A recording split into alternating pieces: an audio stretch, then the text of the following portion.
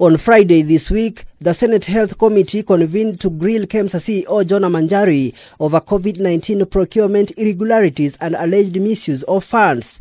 The important thing here to note, Mr. Chairman, Madam Chair, as I've said, this comes barely a week after Health CS Mutahi Kagwe appeared before the same committee chaired by Murang'a Woman Representative Sabina Chege over queries on the same.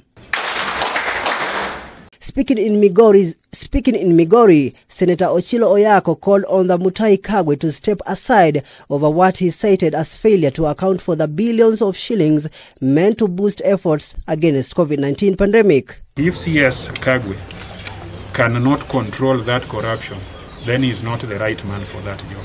He may not have taken it, and it is not enough for him to say he has not taken it. But it is being taken under his watch, and he has not told us what he intends to do about it.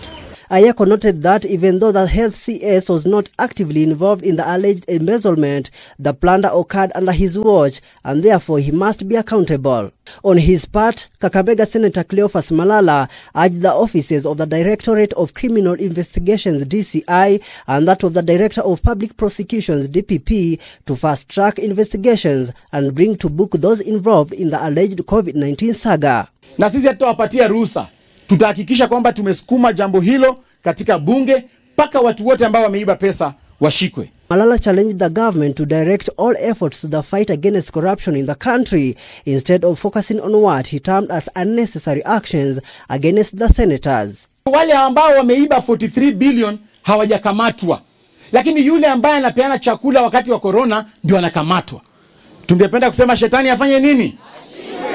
At the same time, Naivasha MP Jane Kihara expressed his disappointments on the current pandemic situation, noting that health facilities in most counties lack enough personal protective gears to effectively fight the virus. I think the corruption is just too overwhelming. You don't have to be so rich so that I'm eating grass. It doesn't add up. We all know that we all need services from the government, but not corruption. Meanwhile, Nakuru human rights defenders and good governance lobby groups want actions to be taken against the officers implicated in the alleged theft of COVID-19 funds. The activists under the umbrella of Kenya Tuitakayo movement have vowed to advocate for Kenyans' rights by pushing for accountability by the government regarding the funds allocated to the fight against COVID-19 pandemic. So to start discussing, how do people get into power? Who funds them? Is it payback time to the cartels who fund campaigns so that they are untouchable? This is a conversation that we need to start discussing. We are going to mobilize everyone who is affected by this theft.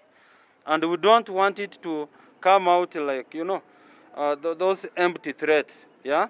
We want to tell you that we are not turning back.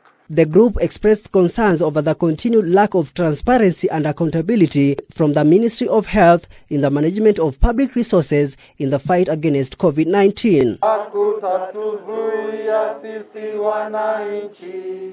Nixon Kisaka, K24 Evening Edition.